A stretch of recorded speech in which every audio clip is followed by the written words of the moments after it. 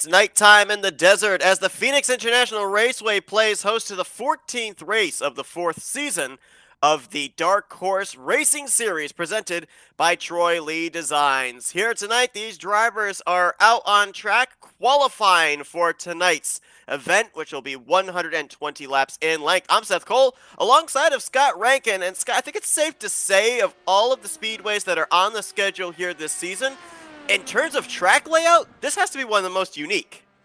Oh, for sure. And welcome back to the booth, Seth. The crystal ball was missed last week. It's great to be back in the booth for sure. As we got several drivers out here on track. Just saw Jeff Highsong in the 18. He just clocked in third on the board. Now drops to fourth. Is only 5 minutes for drivers in qualifying here this week, as opposed to the normal 10 minutes. We usually jump in during the second half of qualifying, so a little bit more urgency for these guys to go out there, make sure that they set these lap times. That's what they were looking for, is that ultimately a lot of the time track temperatures come down just a little bit, or alternatively drivers were just looking for what their times were, what their targets were, what they needed to do to get themselves up there on the board and be confident in their times. A little bit of an adjustment, works quite well. Eric Schaus, did you just see what Eric Schaus did? Did not. He just hard left into the inside barrier. I think he was sick. He didn't like his qualifying attempt. He's sixth on the board right now. We saw Rick Ravon, the former points leader, lost the points lead last week at Motegi to the winner of that event, Henry Bennett. Now looking at Eric Peterson, he just jumped to the top of the board in the 36. He's looking for his first pole on the season. That was a very solid lap. Yeah, I mean, really solid lap from Peterson, and I just had a quick look at Matt Wagner, who's filing out of pit lane at the moment. His qualifying woes just continue for Matt Wagner. He just cannot get that thing done into a reasonable qualifying lap at all this season. It's just qualifying is beyond him. Wagner last week led the most laps at Motegi, 48 in total, but only finished in the 8th position. So obviously he's looking for a little bit better luck here. And now filing out on track is the only driver coming in tonight that has a victory here at Phoenix. And that was, of course, last season, Nick DeGroot. Wagner's around again. His time for a qualifying run is actually dramatically running out now. He's down to a sub 2 minutes. So there's enough time to get the lap in. But he needs to get out there and he needs to get it done. Just settle it down, buddy. Nice and cruisy. Get those tires up to temperature, friend. Now filing out onto the back straightaway. Of course, running the Phoenix tonight with the dog leg. That will not come into play in tonight's event. Drivers will not be able to go down below the yellow line when they enter onto the back stretch. But of course, it gives them a much easier access road when coming off pit lane if we end up seeing potentially a cycle of green flag pit stops. DeGroot, really slow lap time there for him, as he's going to clock in 10th on the board and actually is going to use that major inside of the dog leg here, at least for qualifying. We'll see what that's going to do in terms of helping his lap time, as hits the line and he jumps from 10th up to the 4th position.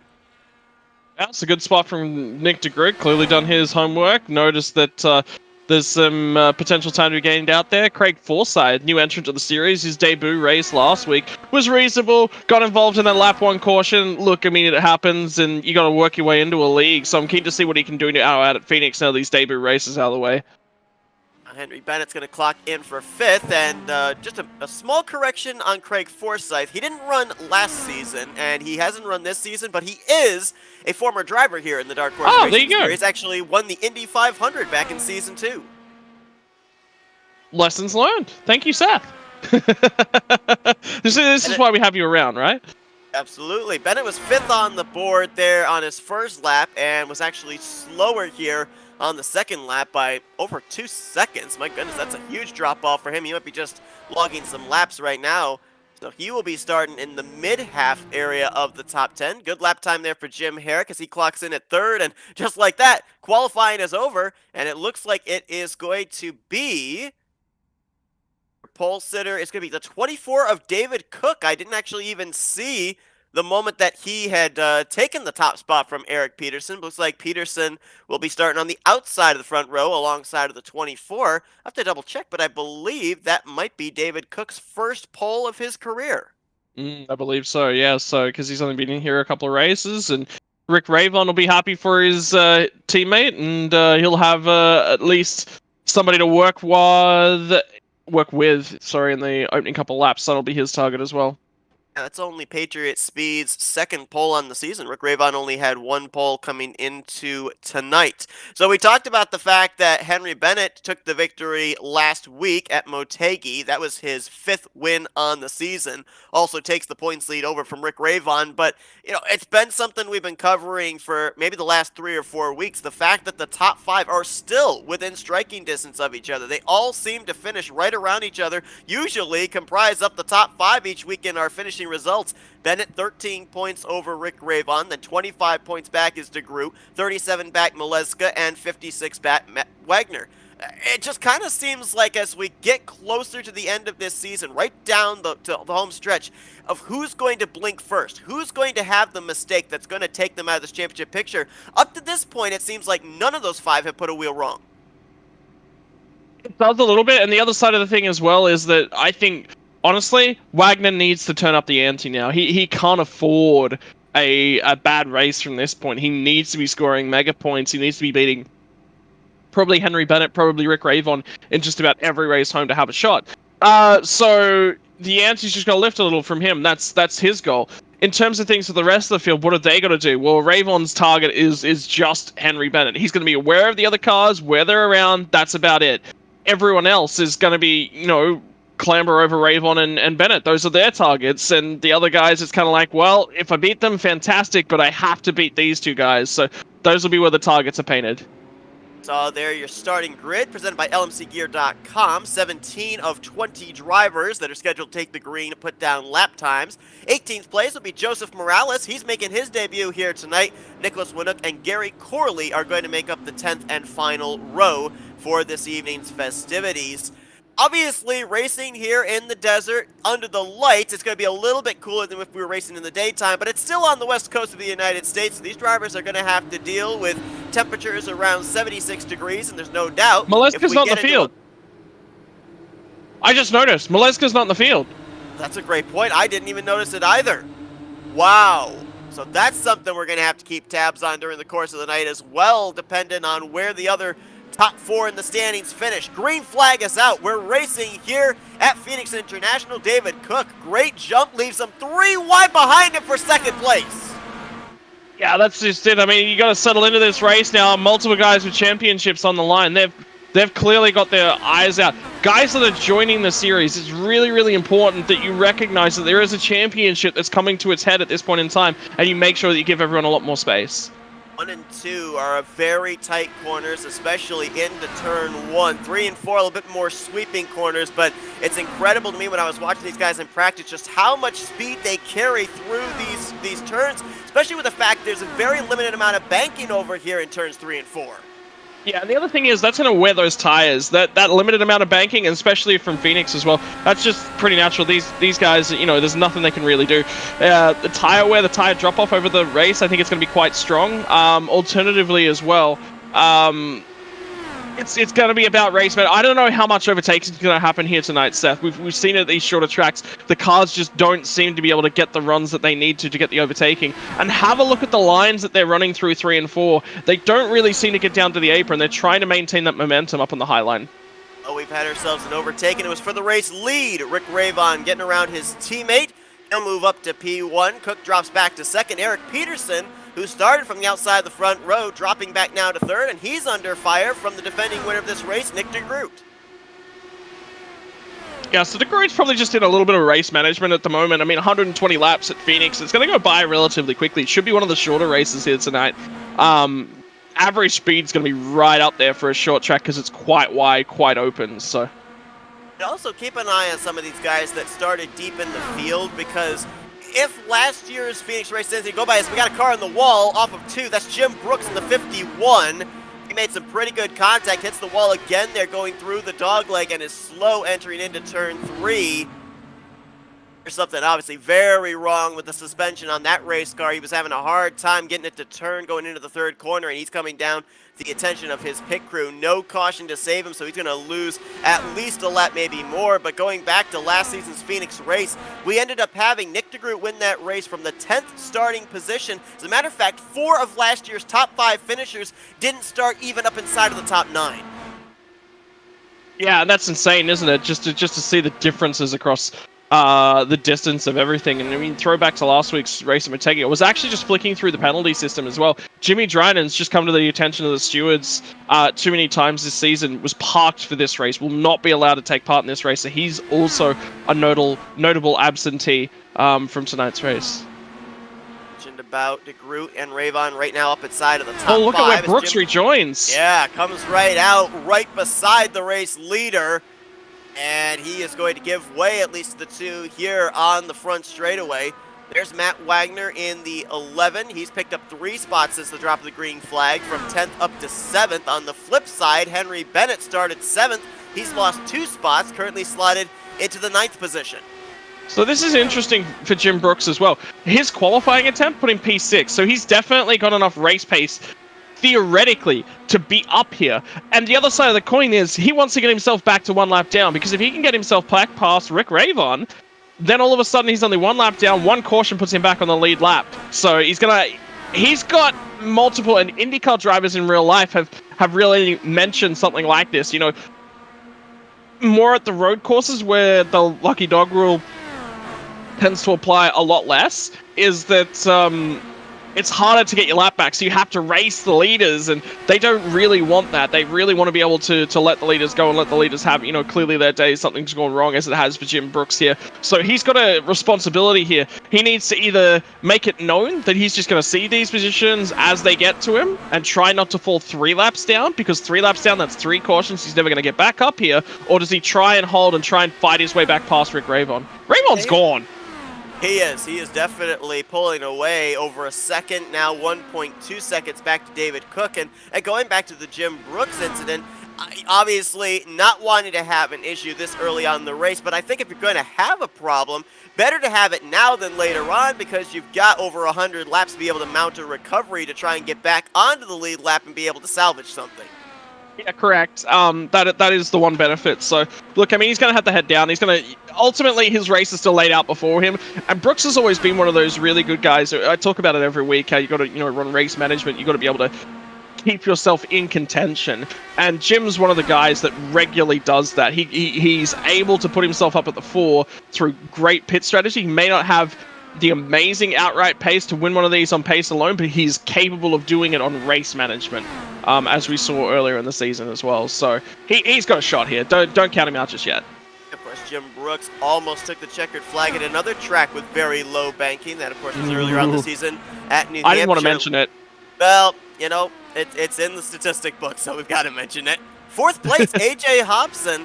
Now, keep an eye on this guy, because last season, he finished 4th, top 5 here at Phoenix. He's got very good numbers when it comes to this racetrack, and solid qualifying effort up inside of the top 10, 8th place, up 4 spots, and just starting to pull away from Eric Peterson, actually reeling in Nick DeGroot. This 63's got a lot of speed early on.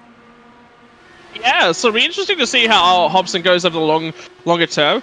Jim Brooks is actually sitting in between these guys, so he's ahead of Nick DeGroot. So he's actually not in between DeGroot and Hobson, but that could have impacted DeGroot's pace for a couple of laps there. So I would be just a little bit mindful. Hobson may start to drift back just a little bit further. The field's starting to get fairly spread out, and this is kind of what I expected. The high downforce sort of style of track. Short track, so things are going to wear, gaps are going to spread, the cars aren't going to want to run very close together, so pretty consistent, like another car that's going to be coming to iRacing in the near future. Nice to see the 6 of George Anzaldo back in the field here tonight. His 4th start on the season. His best finish so far this year in those 3 starts was a 5th place run at the Watkins Glen Road Course. Just behind him is Matt Wagner, who was able to get around Jim Herrick a couple of laps ago, and now Henry Bennett looking to do the same. That's the ongoing battle for the 8th spot. And you mentioned about the fact that the field is spreading out. Already 20, now going on 21 laps under the green flag. Certainly, at least at this point, this race a far cry away from last year's Phoenix race, where we saw the yellow flag wave a total of 12 times. Ooh, I'm so glad they've managed to clean it up and get out there. Did you have to do that, Seth? Can you put the crystal ball away again? Every time I put it away, it somehow makes its way back out of the closet. I don't know how. you at the end of each broadcast, you're like packing it away. The next time Dark Horse rolls around, the crystal ball's sitting there on the desk glowing like, use me, Whoa, Nick DeGroot! Might have brushed the wall there off of turn 4. That was a close one, as you saw him He's Pull the tight. car hard to the left. He's very tight off of 1 and 2 as well, so his front tires are wearing quite heavily. And have a look at Hobson. Hobson smells blood in the water. Closing in as I'm almost wondering, you see that Brooks car is an ahead, issue. that's Brooks. Yeah, is that what's causing that possible aero tightness he felt off of 4? Yeah, for sure. I mean, look at how tight he's really closed in on Brooks, and the closer you get, the more impact it's going to have. The air's rippling a lot more closely. Look at he's searching for the grip by having to try run that different line. He's got a huge run here. De Groot's got to get this done. He has to get this done. Dives it to the inside into turn 1. He will clear before they even get to the center of 1 and 2. So he'll now put that lap machine in his rearview mirror, and we'll see if that's going to help him with his exit off of turn 4 this time around. Hobson now trying to make the move as well. The one thing we know, though, whether you've got a car in front of you or not, with the way that Phoenix is, with the flat corners and the fact that it's really going to build up the heat in that right front tire, that's just something everybody's going to have to deal with, that tightness off the corner and making sure that you don't get back to the throttle too soon, because that wall, it kind of just comes out of nowhere and grabs your race car. Brooks has got to get out of this. He can't be here. This is not appropriate for him to be in the middle. Yeah, pace-wise, he's right here, 100%. He should be, if he was on the lead lap, he should be racing these guys for position, but he's cost AJ Hobson at least half a second, if not more, over a 20-second lap. That's just, it's not acceptable, and I'm pretty sure that Brooks recognized that the second time by and just rolled out of the throttle, so good job by Brooks. He's also not battling anybody on the track right now either. He's the only car off the lead lap. So as long as he just makes sure he manages the gap between himself and the race leader and doesn't lose another lap here under green flag conditions, that's basically just the goal he's got to do right now. Doesn't need to, as you said, be battling with drivers up there inside of the top 10. Yeah, there's an issue, though, that's coming up for Jim Brooks, is that Rick Ravon is quite quickly closing on our 19th and 18th place drivers. If they go a lap down, all of a sudden the lucky dog gets handed over to those guys, and he's just trapped and there's nothing he can really do. Alternatively, we're going to start coming up on pit windows here at the other side of the coin. What I was actually expecting from Jim Brooks is probably his best scenario is he needs to run really, really long. We've seen a lot of issues with these drivers and these cars coming in around that green flag pit window, so I'm expecting more of that chaos around the pit window tonight. Gap right now about 1.7 seconds from Rick Ravon back to David Cook, and another 2 seconds back to Nick DeGroot, then over another second back to Hobson, and a second and a half back to George Anzaldo. The top 5, all of them right now, it's kind of driver versus car rather than driver versus driver. You got to go back to around the 6th position before you start to see some close battles. And that's where Brooks is, 5th, 6th position, and Brooks is just in front of that, which is backing Jorge Anzaldo up into Eric Peterson, and Wagner's there as well. So Wagner, I mean, this is not good enough to get his season back underway. He is ahead of Henry Bennett, but he's going to lose a lot of time and a lot of points to Rick Ravon, and that's, if he wants a shot at this title, it's slipping out of his grasp. I think he's got maybe this week and maybe next week. If he doesn't perform in either of those weeks, the best he can possibly do is an outside podium shot. As of this moment, the 4 drivers that did take the green flag here tonight, they're inside the top 5, are all running up inside of the top 9. Let's highlight a little bit more about what you brought up when we were getting ready to take the green flag. The fact that Robert Maleska III, the 4-time winner and defending champion of the series, not in the field here tonight. And this is not the first race that he has missed this season. We know that there's going to be an opportunity, I think, for them to have a drop week when we get to the season finale, but he's going to have to choose, I guess, between tonight and what other races he ends up missing here during the course of the season, of where he wants that drop week to be. He's already burned drop weeks. Has he? Okay, so that's what I'm wondering. I mean, would tonight, with the fact that the other 4 are running so well, does tonight put a nail in the coffin of his championship hopes? Because this season's almost done. We've only got 5 more races after tonight. Yeah, potentially. I mean, there's a lot to unravel here from Robert Maleska's season, and a big part of that is have a look at his poor result from Pocono. Okay, well, there's maybe a drop round being used there, but also have a look further back at Road America. That's a drop round for me for sure. If you're going to burn one, I think that's been his worst result in the season. You wouldn't be expecting to miss a race. Oh! And sorry to cut you off. We did have a car in the wall there. I think it was Craig Forsyth. No, Todd Schneider in the 86, but he was able to save it. And Forsyth's there, so there's 2 cars now that have gone a lap down as well.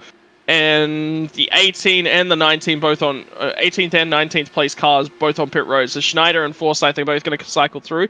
This may work back into Jim Brooks' favor. He may be able to put those guys 2 laps down and behind him.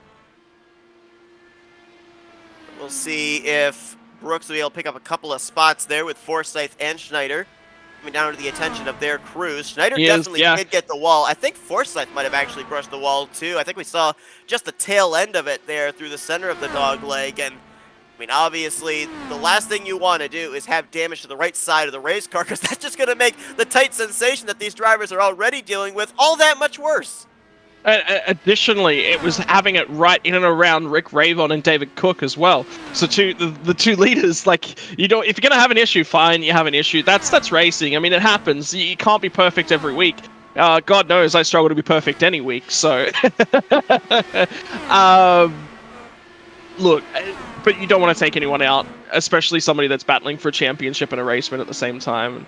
What control the guys, Rick Ravon and David Cook, have had over this race so far. I mean, Cook led the early laps.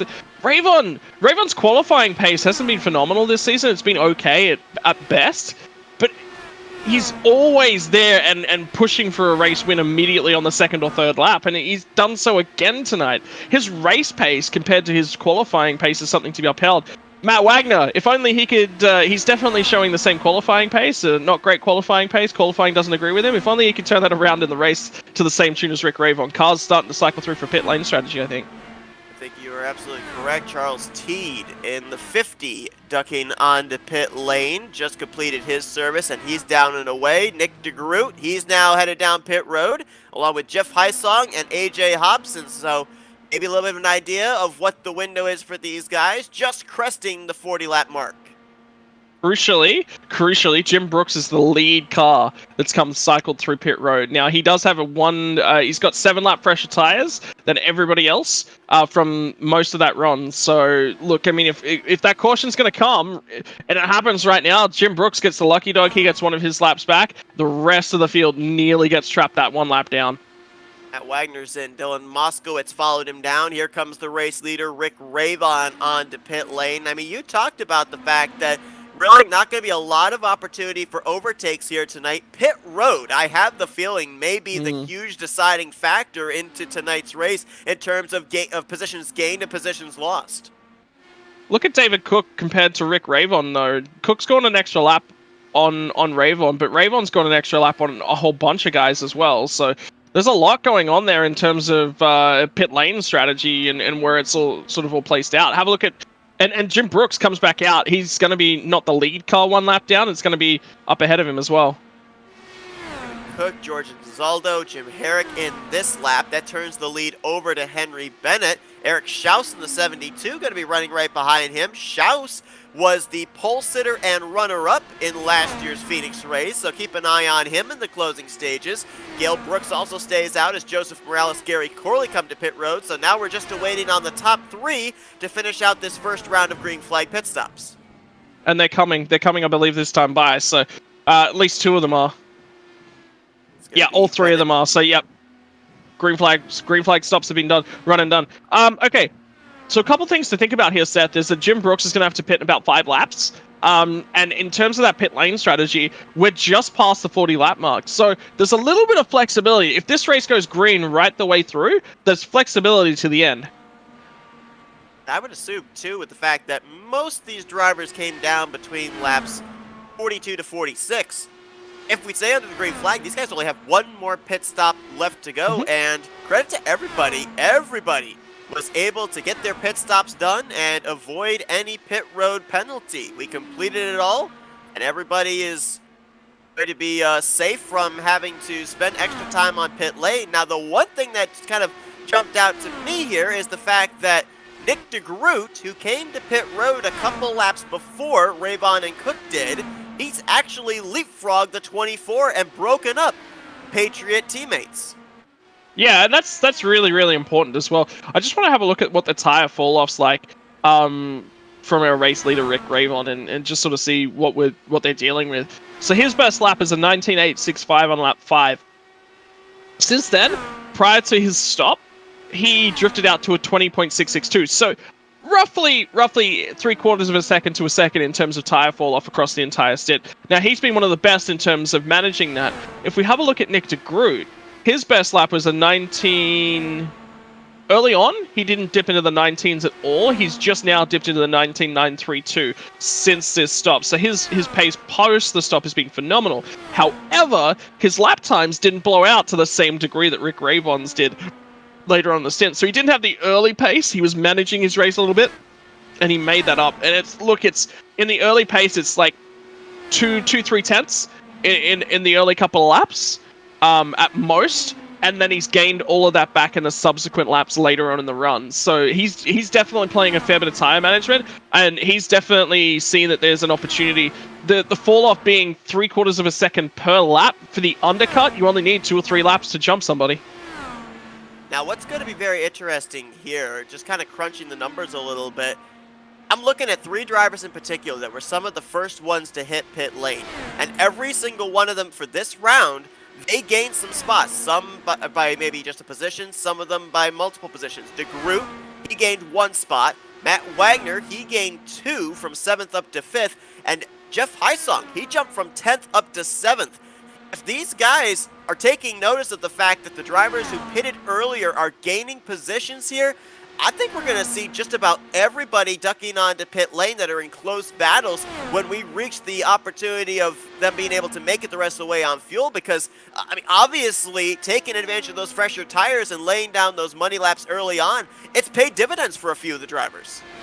I think the biggest factor is that clear track. If you can come out and there's clear track around you whilst you're on fresh tires, or there's drivers that are willing to offer you the lines that you want to run and let you on by because they recognize that they just cannot keep up with you with the ability to hold corner entry pace. That's going to be the big kicker. David Cook is slowly closing in. I'm just keeping my eyes on that one on Nick de Groot. And 1 and 2 is the real factor here. Through 3 and 4, de Groot actually seems a little bit stronger than David Cook. So that could be either Cook's tire managing, different sort of race strategies. Excuse me. Lines and things as well. Sorry, it's an early morning over here. He's going through and could be race strategy, but yeah, I would expect pit window's going to open right around that lap 75 mark. That's going to be crucial. I think, to be perfectly honest, to run the best stint that you possibly can and give yourself the best stint, I think you need to pit no earlier than lap 78. I'm targeting 80.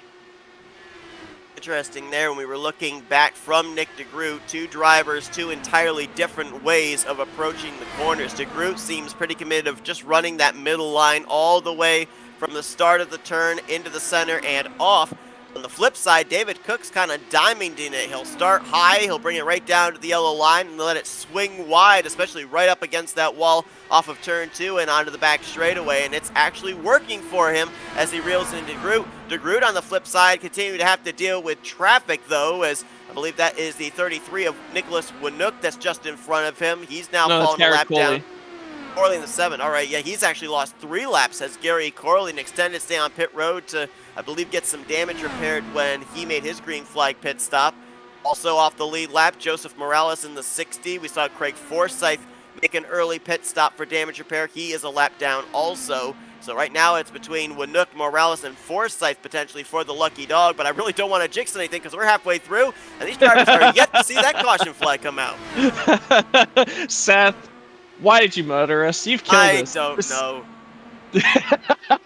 You know exactly what happens when you say these things, Seth, and yet you still do it. I do. I've tried finding a way to not say it, but then. Oh, hang on. Keep your eyes on the Groot. Keep your eyes on the Groot. 3 wide there as they go around Gary Corley. David Cook. Ooh, he gets close to the left rear. A little bit of a block there. Ooh, that's tight. Right through that dog leg area. Cook got back to the power a little bit aggressively, and the rear wanted to just step a little bit on him. So it wasn't necessarily a block. It was that Cook was trying to make sure that they didn't make contact. That dog leg reminds me an awful lot of the tri-oval at Daytona as well, where drivers will tell us in stock cars that it's the most unsettling area because it's not really a turn, it's not really a straightaway. It almost seems like how we saw both De Groot and Cook get out of shape there. It'd be the same thing here for these Indy cars. Well, you say that, but the reason that the dogleg is so important and so crucial and also so scary within the stock cars is bump drafting. You're trying to still turn the car to the left to make it around the racing surface at the same time as you're getting a push from behind, which really lifts up and unsettles the rear of the car.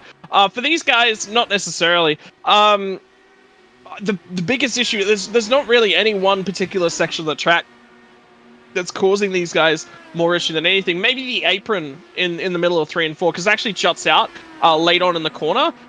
It's not sort of a smooth, constant circle. There's one section late in the corner where the apron just sort of dives back out a little bit onto the racing track. You've got to make sure that you're a little bit higher just as you come to that, and just as you hit that section of turn 4, you dive a little bit lower onto that apron, so you're sort of timing your runoff of 3 and 4 if you're running that low line. The real concern is definitely traffic right now, and we've seen it from De Groot and from Cook. These guys are the guys you got to keep your eyes on managing traffic, because they're just right in the middle of it. AJ Hobson is coming on these guys. I think he's had a little bit of a better run through the traffic, and that's what's changing things up. With pit stops due anytime from 7 laps from now, I'm wondering whether... I think if they can clear these cars, they'll run long. If they can't clear these cars, they'll dive in for the undercut straight away. AJ Hobson maybe getting through traffic better than the second and third place cars, but he's also got his hands full. Matt Wagner took a look on him there for the 4th position as they were making their way around the 33 of Nicholas Winook. Looked like the 11 had to back off there through 3 and 4, and now he'll try and get back up there to Hobson. You talk about De Groot and Cook. We were focused just for a moment there on the 60 of Joseph Morales and the 33 of Nicholas Winook, because at the time they were battling for the free pass position, and you had the 2/3 of the podium running right behind them as well. So you had a battle within a battle, all in the same area of the racetrack. And it's battles for not on the same lap, and that's the crucial factor as well. Matt Wagner's right there on Hobson. I think Hobson may have gotten the wall. Yeah, that was really close. But he was, it was right there. He had to roll a long way out of the throttle. So this is crucial for Matt Wagner. Have a look at, so we just saw that Nick De Groot and David Cook had a lot of issues with dealing with this traffic. Now Wagner and Hobson are coming up on it. And Wagner and Hobson are tight in this battle. Wagner's key on pit stops. Wagner's been one of the first guys to pull the trigger in terms of pit stops the last few weeks. So especially with where he is on the track right now and how condensed the field is in and around this spot, I think Wagner will be the guy to pull the trigger again.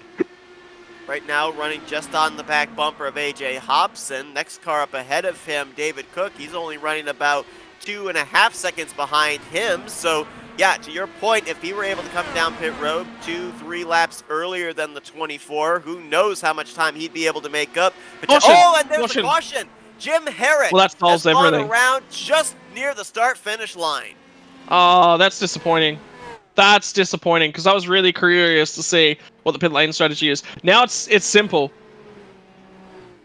Everyone just comes in, and it's a green flag run to the end of the race, which is simple. So I really want to talk about potentially. Look, it's not going to happen, but I love the ability to potentially talk about the maybes. So we'll talk about that after we see this replay. Herrick was running by himself here. Nobody was around him. We'll see if... Is he trying to get onto pit road? Does the car just come out around from underneath him? No, that thing just never turned. So he goes straight up into the outside wall, noses it, almost spears it into the inside wall, and fortunately, I guess the fact that he was running by himself, it did not take up any innocent bystanders, but it's a tough break there for Jim Herrick, who was running up inside the top 10 most of the night, had a great qualifying effort in 3rd place, and now more than likely his night is going to come to an early end. He'll have the faster pair, obviously, to keep him in the race, but with having to come down pit lane via the tow, it's going to lose him a number of laps here. That'll be night over, and given the fact that this is the first caution we've seen, it's done.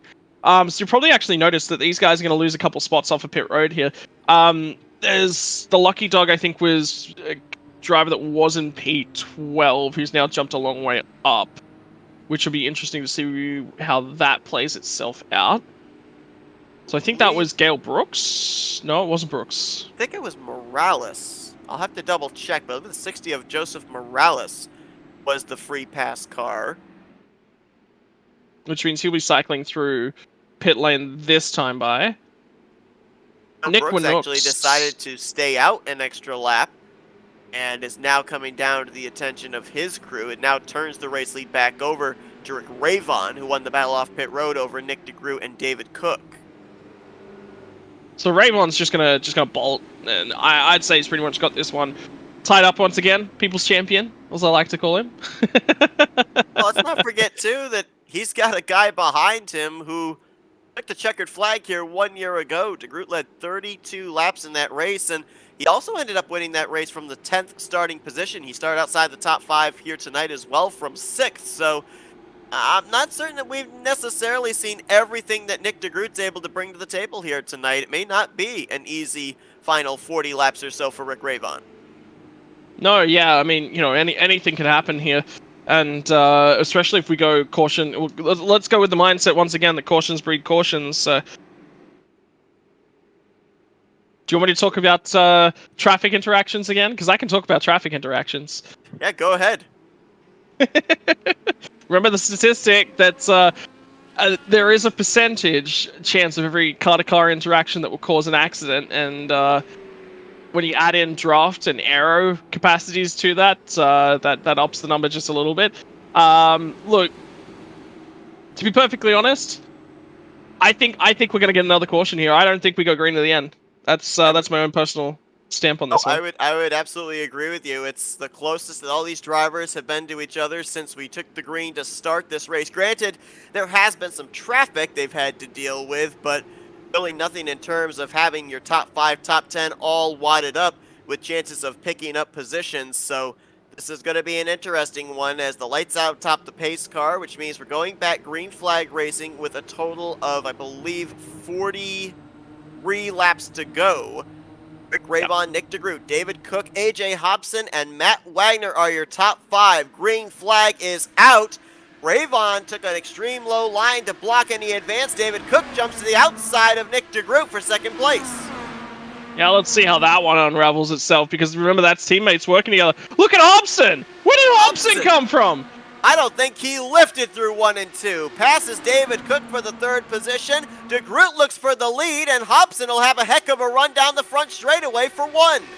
And Cook is looking for that spot. Where can he shove that nose? Because he does not want Hobson to get away with this one. Cook's there as well.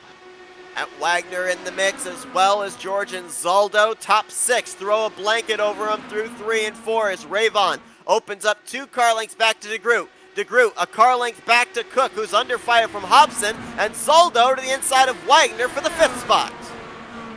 Yeah, keep your eyes deep in the pack as well. These guys are still trying to figure it out. Ravon's got that aero advantage now, so he's starting to show some legs. That's why DeGroot got aggressive early on. Now it's teammate of Ravon versus Nick DeGroot. This is going to get spicy in behind him here. Riding on board here with Matt Wagner, obviously here tonight. The not starting the race for Robert Maleska III is going to be hurting him down the home stretch, but Matt Wagner, of the top 5 in points, was the furthest out, so he needs to keep the consistent runs going, especially with the fact that Ravon and DeGroot, 2 guys he's trying to chase down, are currently your top 2. Yeah, and that's crucial. He needs to get up here and see if he can't steal a P3 away, P4 away. He needs at least 1 position higher. 5th, I don't think is good enough. He's going to get a whole bank of points, if you will, over Henry Bennett, but that's not good enough. He needs a little bit more than that. I can't believe that we're actually saying tonight Henry Bennett has not made an appearance in the top 5 the entirety of this evening. Highest he's run is where he's currently at, the 7th position. He's now making a charge on George Anzaldo for 6th place, but this just doesn't seem to be the Henry Bennett that we are used to seeing consistently up inside the podium week after week. Well, maybe he's about to turn it back on. Maybe he's about to show us something. If he can get by Anzaldo, he's got a shot at starting to hunt down Wagner, and Wagner does not want to see that. To get up there to the back bumper of the 6. Up ahead of them, though, you've got a good battle brewing. That's for 4th place. Wagner continuing on the hunt of AJ Hobson. As the top 3 have all pulled away, they have about a half second separating each one of them. Then it's 4th place on back in the latter half of the top 10 where the battling is going on. How about this for the 8th spot? Jeff Heisong, Eric Schaus, Eric Peterson, Dylan Moskowitz. These guys are all in some good battles for final spots inside the top 10. Yeah, it's tight. It's tight through a lot of those positions. Yeah, that very spot down 9th, 10th, 11th. That is a huge fight that's going on right now. Look at Ravon. Ravon hasn't been able to just clear these guys and go this time, though. So it's only a half second, which is a lot closer than these guys have been most of the race. It's kind of interesting. I was just looking back, trying to see if maybe there's a consistency for Henry Bennett in terms of tracks with the lower banking. He only finished 7th at New Hampshire as well, so maybe this is a type of track, a type of layout with the lower banking that's just not quite to his taste, and maybe approaches these type of races as just getting a decent finish and then heading to a track where he has a little bit more confidence. Well, that's not good enough when Rick Ravon's out in front, and Rick Ravon's the one that's really shoving the way, because if Ravon takes a W here, that all of a sudden starts to count Henry Bennett a long way out of the points. That's not going to be good enough for Henry. It's so difficult when it gets tight at the end of the season. He needs a good finish here. What have we got left, Seth? We've currently got Iowa next week. Then we're going to be heading to our final, well, actually, correction, our final road course stop of the season at Long Beach. Then we've got Texas Motor Speedway, and of course, the Indy 500 to finish out the season. So, yeah, time is running out. And you know, if you think about this season as opposed to last season, last year, when Maleska took the points lead, and we saw him in victory lane a total of 10 times, it ended up being more the focus of the battle for 2nd, 3rd, 4th in the point standings because Maleska was gone. We have had so many lead changes in the point standings here this season. I mean, Ravon lost the points lead to Bennett last week. It's almost looking like we might flip the script again here tonight if Ravon's able to close out the deal. I mean, it seems like nobody has been able to hold the points lead this season at all. No, it's sort of, you get a hand on it, and you know that you're going to be given that back. The very next race has basically been the way that things look. I think Long Beach is probably going to be the deciding factor in the run home here. If you come out of Long Beach with the championship lead, especially at a track with that sort of sensibility and difficulty level, and we know that if something goes wrong at Long Beach, it goes horribly wrong. You don't have a half and half incident. You don't just sort of get away with one. You kind of can't. The walls are just too close. So Long Beach is going to be the closer for me. If you can get the deal done at Long Beach, that's probably it.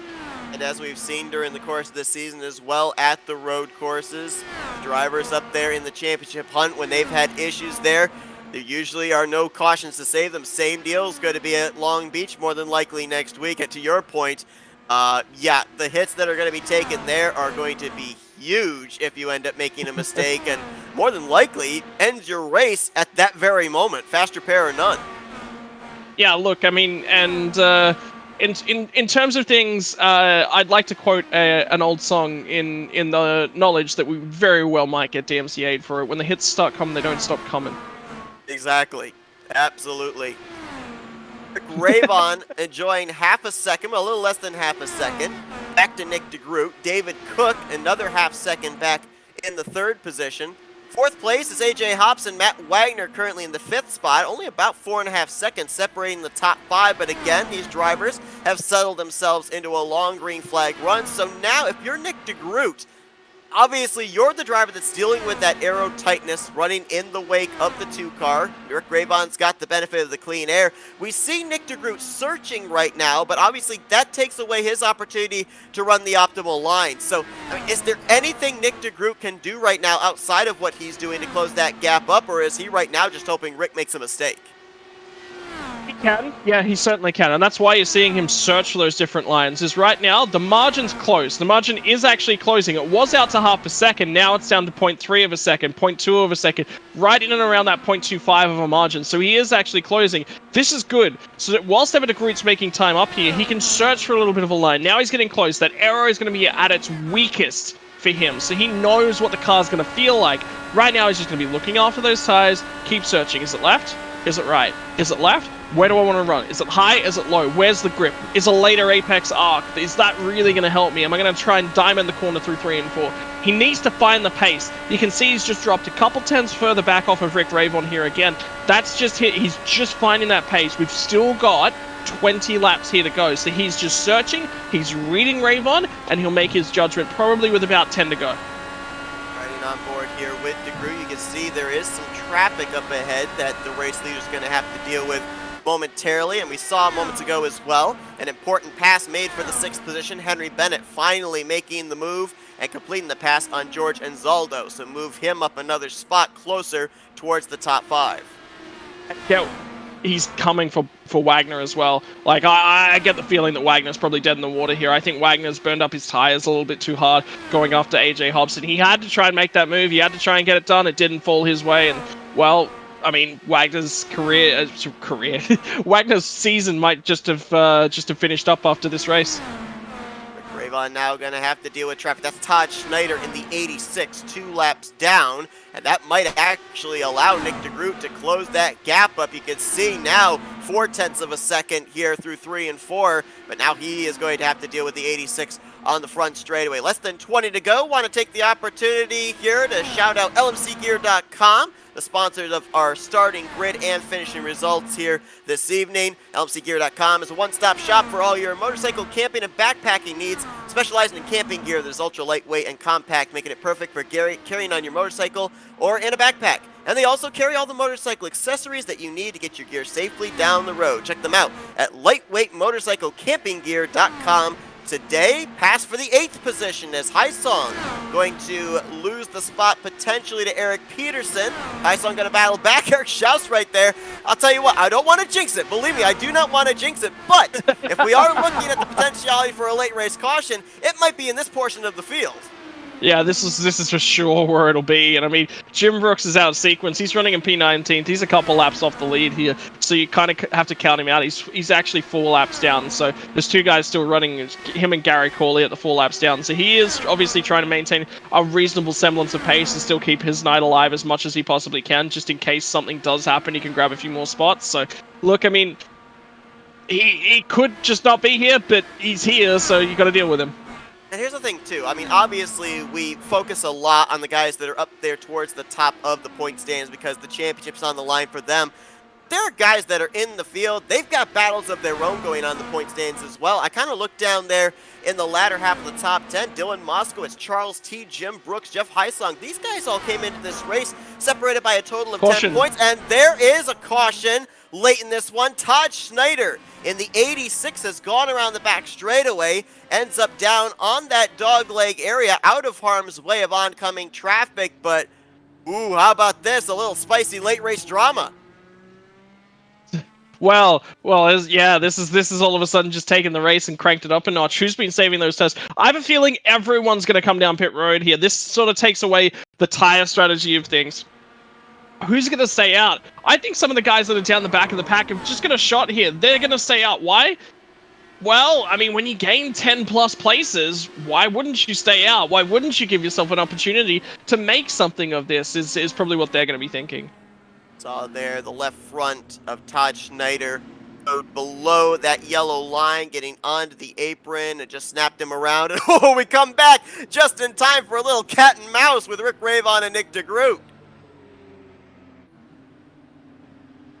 Yeah, well, I mean, both of those guys opting to not come in. I think DeGroot's looked after his tires better. So on this restart, I really feel like DeGroot is going to be the one that's going to have a huge opportunity here. Split strategies right throughout the field, though. I wonder if Wagner's come in. No, Wagner's stayed out. Henry Bennett's in. So I think Henry Bennett's the first car that's come down pit road. Got a total of 12 drivers on the lead lap at the time that caution flew. 5 drivers electing to stay out. That was your top 5. Henry Bennett, 6th place on down. They came down to the attention of their crew. Gale Brooks stayed out. So he'll grab a whole bunch of spots. You would be correct. Yes, so 6 drivers stayed out and 6 drivers came to pit road. And it's going to be the highest of those drivers. He will be restarting in the 7th position, and he will have almost 35 lap fresher tires than the other drivers ahead of him. Does that play the factor now into his ability to overtake these guys? Does that fresh rubber now put these guys kind of dead in the water? Yeah, I wouldn't say dead in the water. What I would say is that they're not necessarily dead in the water. The race is going to go back green with about 8 to go.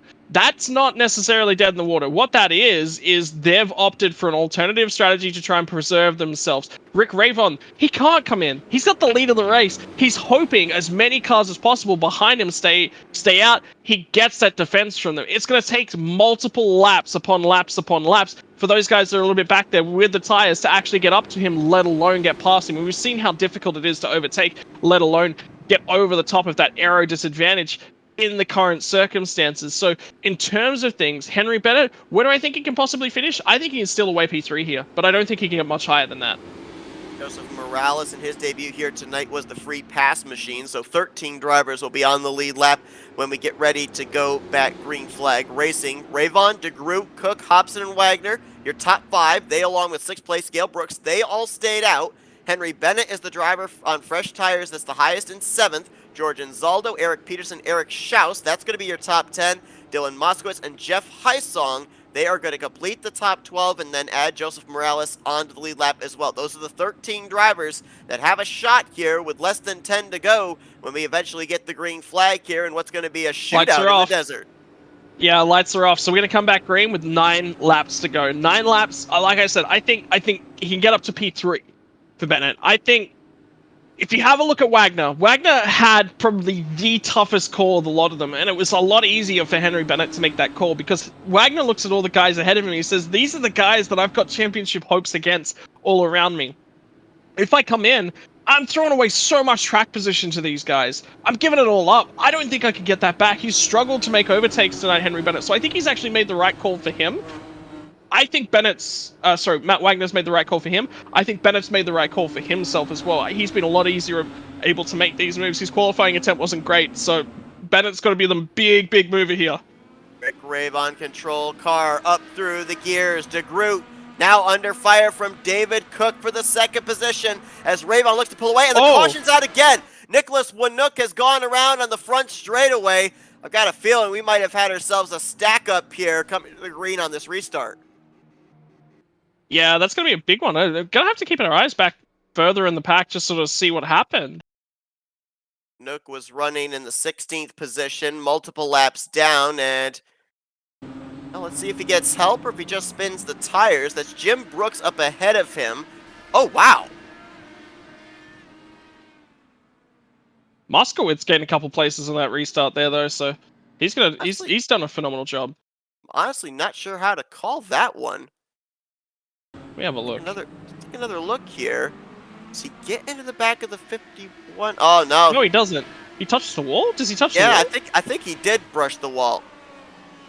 Saw that car dart out to the left from the first camera shot, but you can see there, I think he does make some contact, potentially with the right rear tire into that outside wall, and that's what snapped him around. So, no contact with any other drivers, and Nicholas Winook bringing out this yellow flag. And if you're Henry Bennett now, you're going, oh, come on. I needed those extra laps to be able to work with the pickup positions.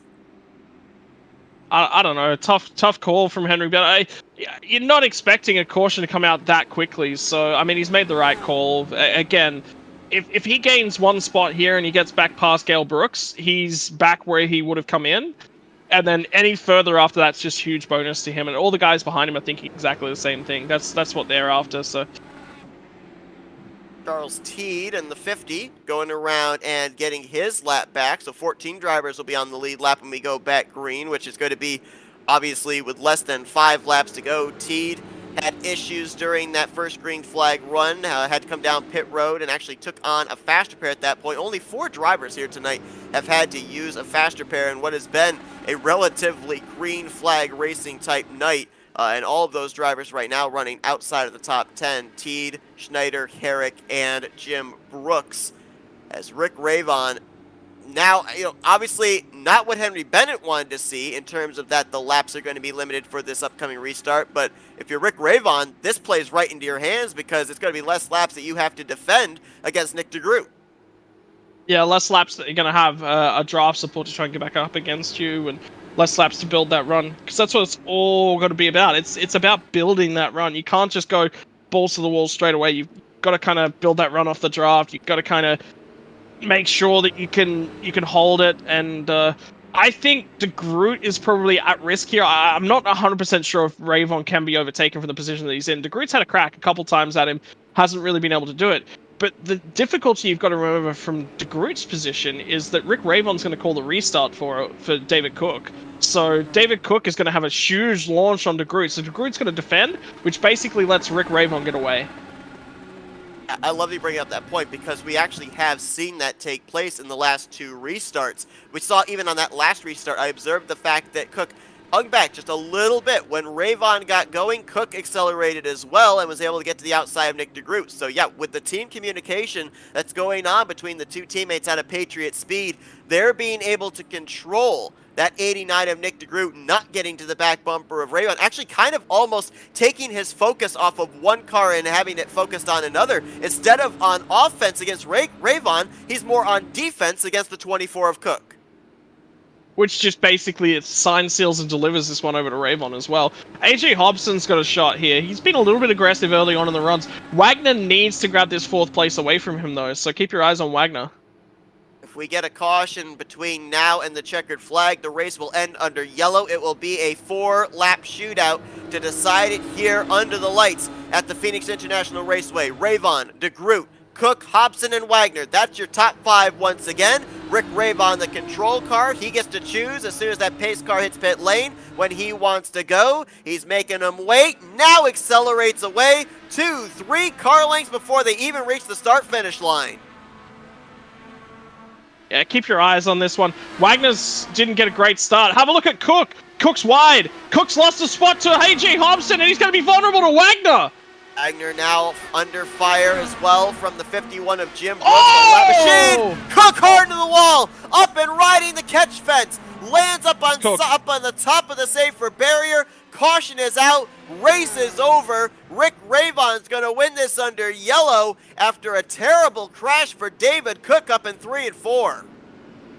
I mean, Wagner has to send it there. There's a couple laps left to go. He's got to go all the way down. He just gets tight. He wasn't looking after his tires well at the back end of the race. There's nothing he can really do. He's on old tires. They're dead tires as well. He's done about all he can possibly do. The car just gets tight and Cook tries to sweep the corner. The reason why Cook's coming down the track in that one is because he wants to pinch him. He wants to minimize the momentum that Matt Wagner can get off the corner. The low line, the shorter way around the track, you can see that. It's the further ahead on entry, but then you'll lose a lot of time on the exit. If Wagner can drift up the track a little bit, he can hold some extra momentum, potentially get the move done a little bit earlier. So David Cook is in every right, trying to come down, trying to pinch him, and unfortunately that's just a racing incident. They both come down, so Wagner drifts up a little bit, Wagner's trying to run that higher line through the corner, Cook's trying to take the best line for his race scenario, nothing that either of them can do. Let's not forget, too, you pointed out the fact it's been a limited number of starts for David Cook, coming in trying to obviously try and help his teammate Rick Rayvon secure this championship. And so with the fact that he dropped back there, losing a spot to Hobson, he's in defense mode for the 2-car, trying to hold up those other championship contenders. And I think that's what he was trying to do there, trying to make sure that Wagner did not pick up that spot, did not gain those valuable points on Rayvon, and finish a little bit higher than where he was running. And obviously was willing to take that risk. It obviously didn't pay off as we saw him up there and into the catch fence, but obviously the priorities changed for the 24 when he lost that 3rd position. Yeah, just a horrible restart. I mean, that's what it's all about. If you can really pin that incident on anything, you can say that it was actually the poor restart, the poor run through 1 and 2. I think DeGroot's a little bit annoyed here because DeGroot would have really liked one more crack at Rick Rayvon, and I think he had potentially the momentum to be able to have a crack at that one, but it is what it is, and when the season's decided, at the end of things, DeGroot's going to lose a little bit of ground to Rayvon and gain a whole bunch on just about everyone else. So DeGroot has put himself a lot further forward for his championship and title contention hopes. I said at the top of the night, it always seems like the guys up there in the top 5 in points find their way up there into the top 5 in the finisher results week after week. All 4 of them currently occupying spots inside of the top 5. Bookending the 63 of AJ Hobson, but Rick Rayvon just a couple corners away from becoming the 3rd 3-time winner on the season, as he will be looking for win number 3 for that 2-car, and maybe, we'll have to wait and obviously see, but maybe retaking the points lead back this week, the points lead that he lost last week. No, he will when take we were it in Japan at Motegi. He'll take it for sure, because he was only a couple points out of it. It was real tight at the top, so he'll take this one back for sure with Bennett 5th. Start-finish line will be crossed. It's official. Rick Rayvon will take the 3rd checkered flag of his career here tonight at the Phoenix International Speedway. DeGroot will finish 2nd. Hobson, Wagner, and Bennett will be the top 5 as this race ends under yellow, but what an exciting race overall, no doubt. And Gravon, with only a limited number of races left here on the season, we may be looking back at this victory here tonight when we get to Indianapolis in a few weeks' time, and maybe seeing this as the race that may secure the championship. Yeah, potentially. And the other thing is, how pretty is it when we actually get to see a formation finish? You know, normally during regulation racing, it's not something that you can really organize or arrange, and it's really good opportunity to see the top 3 on track come home in a podium style setup. That's phenomenal.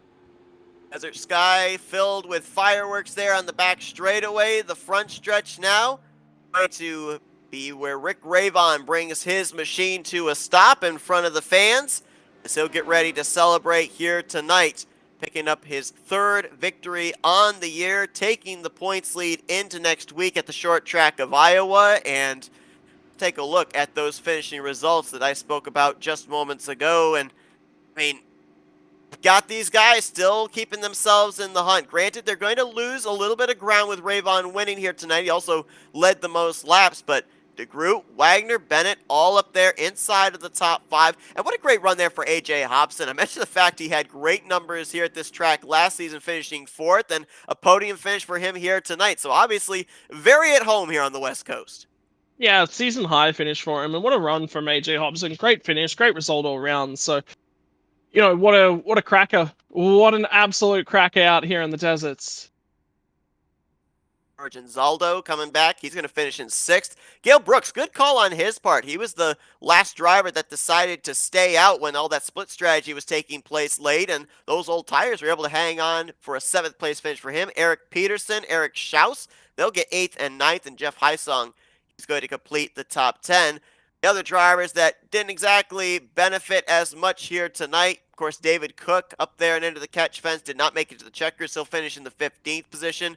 Jim Brooks with early issues just didn't seem to be able to come back from them, as he's going to finish in the 18th position. And there you see the remainder of the field. Nicholas Winook finishing in the 20th spot, and that's the finishing results officially here tonight from the Phoenix International Raceway. But boy, these drivers, they put on a heck of a show. We saw 2 long green flag runs, some late cautions giving us some drama there. Wondering if Rick Ravon was going to be able to keep them in his rearview mirror, but he was able to. And let's see what the drivers thought about tonight's race from the cockpit. Let's talk to our first podium finisher here tonight, 3rd place finishing, AJ Hobson. Hey, AJ, Scott and Seth up here in the FRM booth. You got us? Yes, I do. And a great performance for you here tonight, up inside the top 5 pretty much the entirety of the evening. Saw that you were probably maybe also one of the most aggressive drivers on restarts, picking up a couple of positions when the drivers were all bunched up. But I mentioned the fact that coming into tonight last season, you finished 4th place here. Anything that you were able to take from that race to apply here tonight, or was it basically clean slate? And what were some of the difficulties you were dealing with here tonight as well? I'd say the most difficult part of the race was trying to catch the top 3 there in that last stint. They just seemed to have speed that I couldn't find. The top line in 3 and 4 is working really good for me, though, and I think that's really what kept me up there the whole race, saving some tires and kind of had clean air a lot of the time, too, so that was nice. Tough race out here in the desert tonight. I mean, Arrow, we saw how difficult it was to pass during the long green flag runs, and all of a sudden you found that speed on the restart. So, look, rough race all around, just trying to hang on, trying to defend. It's just a long race, just all about race management in the end. Yeah, the restarts were pretty good to me. I kind of sat back a little bit, and they'd kind of wash up, it seemed like, in turns 1 and 2, and I was able to get a run there on a couple restarts on the inside and clear them so I could get back up top in 3 and 4. So the restarts definitely treated me pretty good tonight. Were you expecting to see those late race yellows come out? Because we saw the first half of this race run under the green flag conditions, even saw a cycle green flag pit stop. So, you know, in your head, were you strategizing potentially for some late race yellows, or were you maybe thinking that the final pit stop of the night might end up taking place under green flag conditions and strategizing accordingly?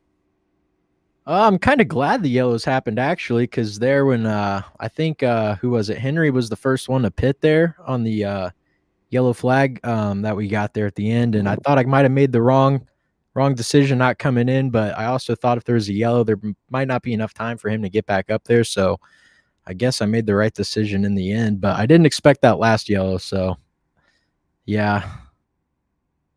A great performance for you here tonight. Podium finish there in third place. Congratulations there, AJ. We're now going to give the opportunity to thank some sponsors and do some shout outs.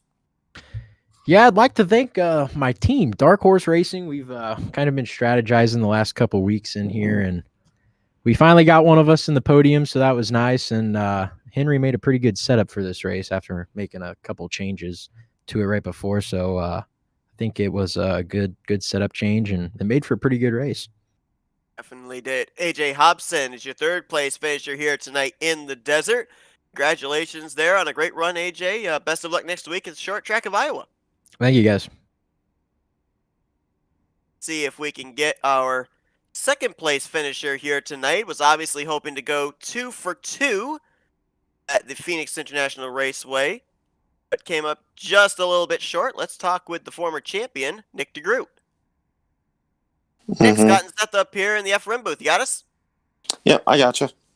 All right, well, man, obviously a lot of eyes on you coming in tonight, seeing if you could go back-to-back here after taking the checkered flag last season, but, oh, man, that car looked fast. It just kind of seemed like the problem was you were the meat between the sandwich there with those teammates controlling those late race restarts.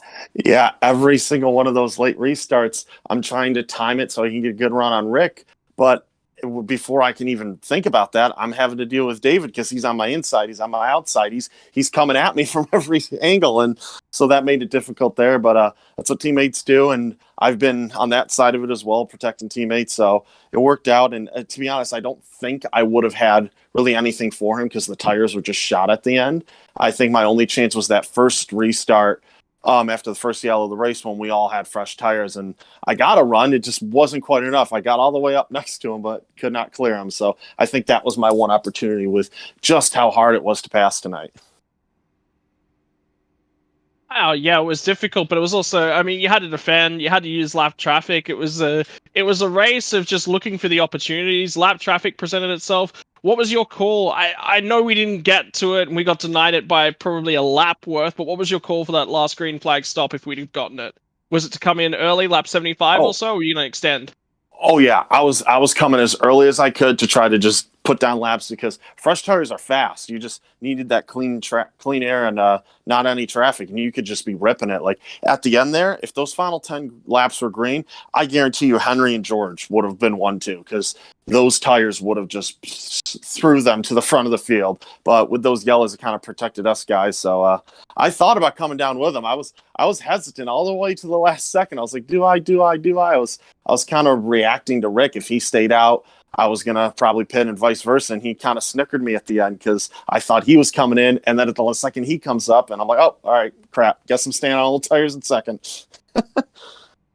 Hey, to talk about the tires, we also were talking a lot about the aero here tonight, running in traffic, having to deal with the tight sensation, especially off of the tight turn 4.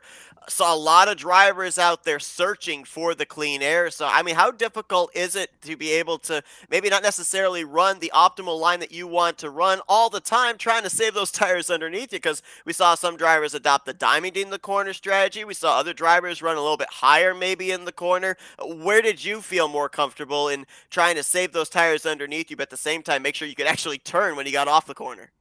Yeah, I really liked running the high line in turns 3 and 4. That was like my go-to for a bunch of laps there with Rick. He liked the bottom, and 3 and 4 was just giving me that top side.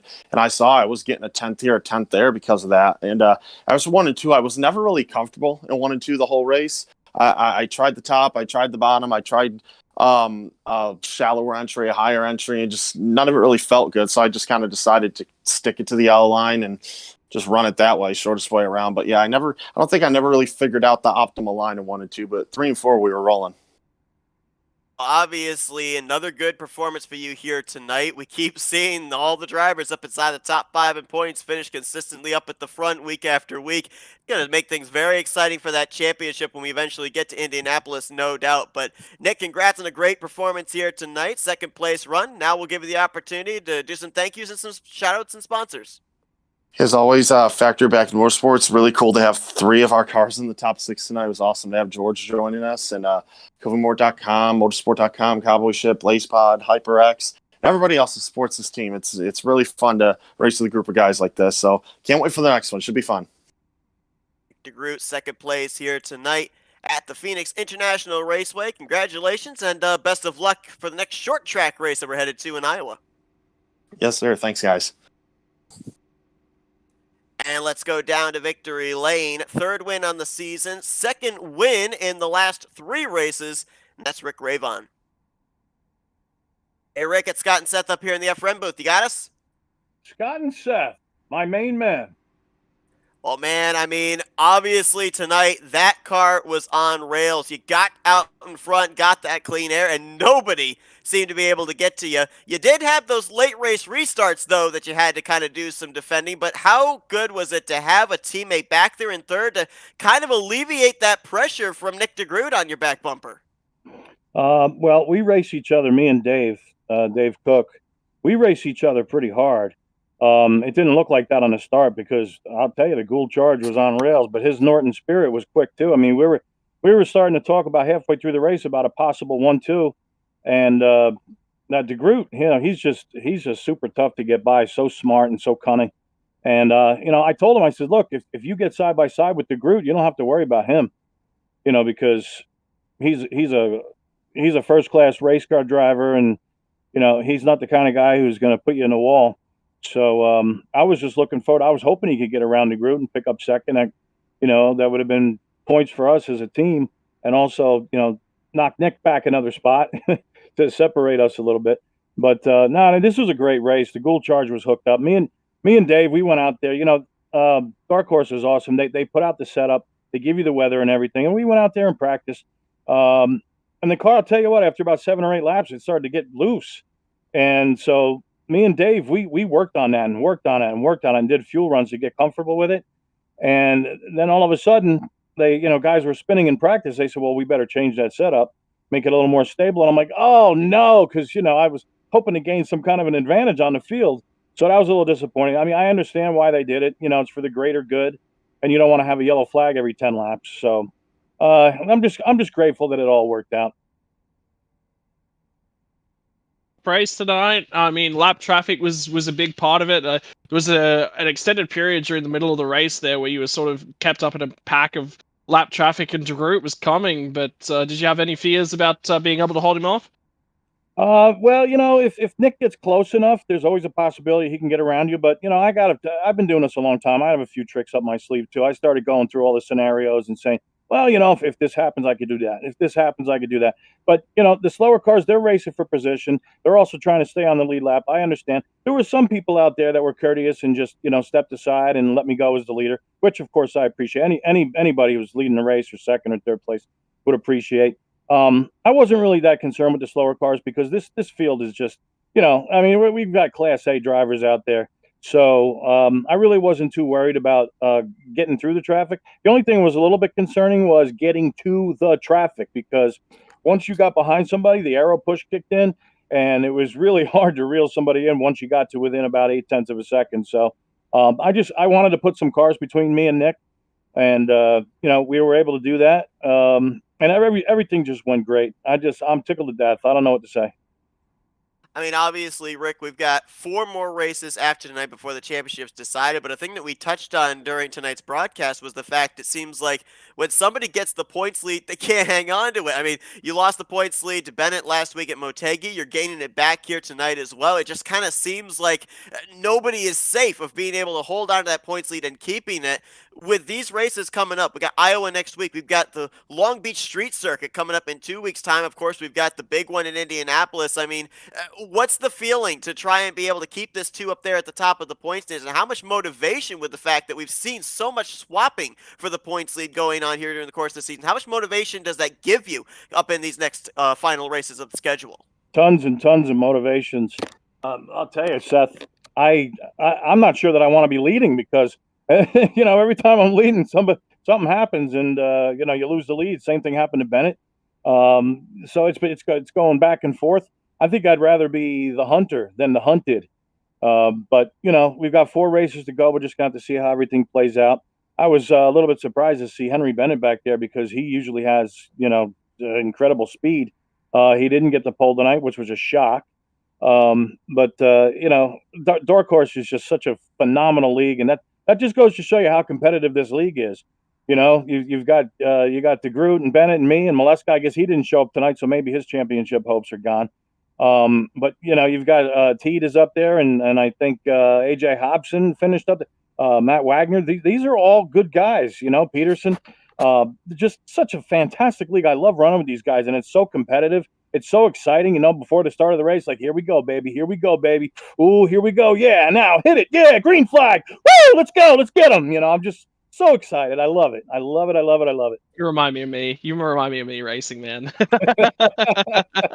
You'll be proud of me, Rick. I ended up winning a truck race on Friday at Bristol. Oh, fantastic, in a league, man. So same thing. Literally went off the handle with the win. So you gotta tell me, like, if it's on YouTube or being broadcast. I'd like to support you like you support me, man. I did a shoey for you, Rick. I did a shoey. It was with water, but pulled the Aussie tradition out. Did the shoey. I'd love to. Are we gonna see a Rick Ravon shoey at the end of the season? To be honest with you, I don't even know what a shoey is. What is a shoe? What the hell is a shoey? I'm a little embarrassed now. Am I like so far out of the loop or so old that I should like know these terms? Formula One. It's a Formula One reference. It's an Australian thing that we do to celebrate. Daniel Ricciardo pours the champagne at the end of the race into his racing boot and drinks from it. So let's see. We've got donuts. We've got climbing the fence. We've got the Polish celebratory lap in NASCAR. We've got all these. Now we've got the shoey. Okay, I've got to learn what that is. I gotta go. I'm gonna go on. Is it what too you're late? saying is, if Rick wins at Indianapolis, instead of champagne, he's got to drink the milk out of the shoe. Gross! Get that. No. Well, that's what the shoe is. You drink it out of the shoe. I better go out and buy a new pair of shoes because I'm not going to take any of my shoes and put them in there after I worn them. maybe get like a little baby shoe or something like that. I'll do a shot. I don't know. We'll see what happens.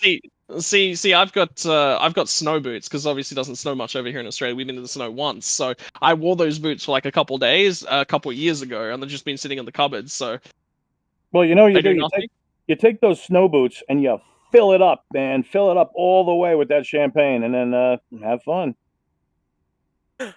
Well, great win for you here tonight, Rick. Congratulations. Third driver to reach 3 wins this season as well. You take the points lead into Iowa. So a lot of good things happening to you here tonight in the desert. We're now going to turn the mic over to you for some victory lane. Thank you, sponsors and shout-outs. Thank you, sponsors and shout-outs.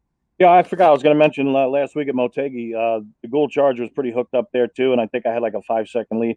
And DeGroot pitted early. I think he was going for the undercut, so I pitted the lap after that, and then the yellow came out, and it really caught me out, and I was sent all the way back to 10th. So that was kind of a heartbreaker right there. I felt like we kind of had that race under control. This could have been 3 in a row, but you asked me how important momentum is, and I said I think we have momentum on our side after Milwaukee, and things are looking good. But as far as the shout-outs are concerned, I want to shout out to the whole league.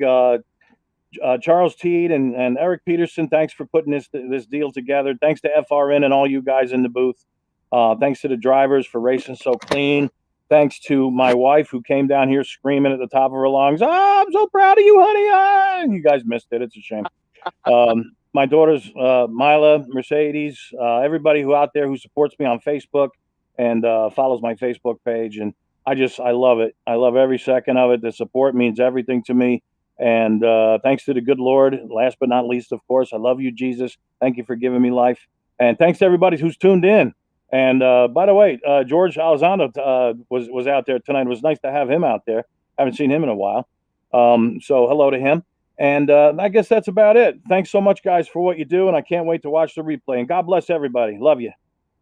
That's Rick Ravon. He's your winner here tonight at the Phoenix International Raceway. Win number 3 on the season and your new points leader heading into Iowa. Congratulations, Rick. Go enjoy that victory. And we look forward to seeing you right back at it next week.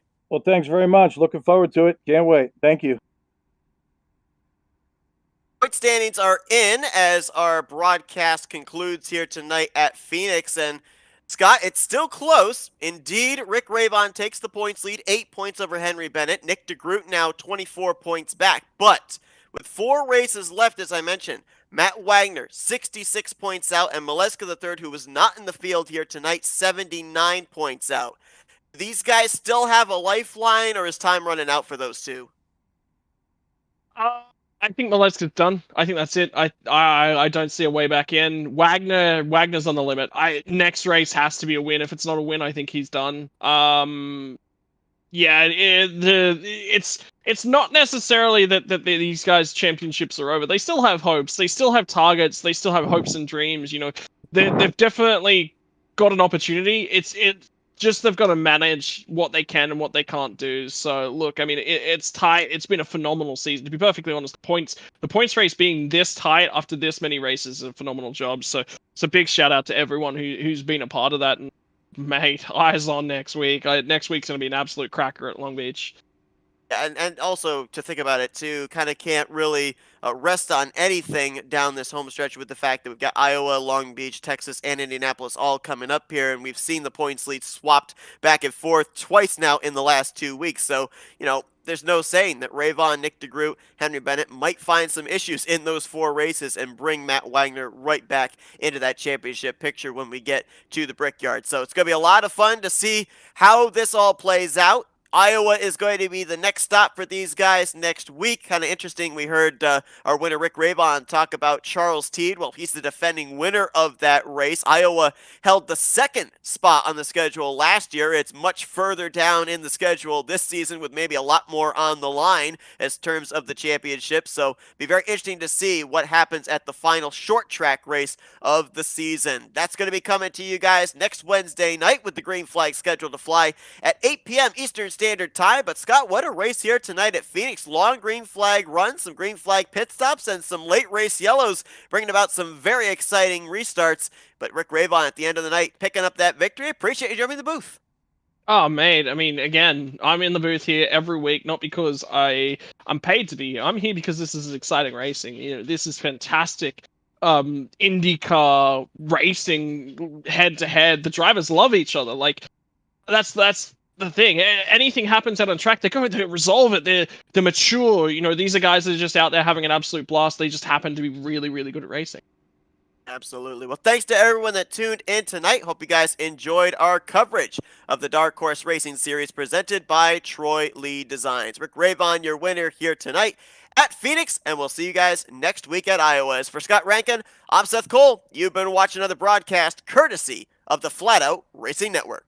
This broadcast is the copyrighted work of Flat Out Racing Network and may not be rebroadcast, retranslated, or used in any form without the express written consent of Flat Out Racing Network and iRacing.com Motorsports Simulations. Flat Out Racing Network would like to thank you for your support, and we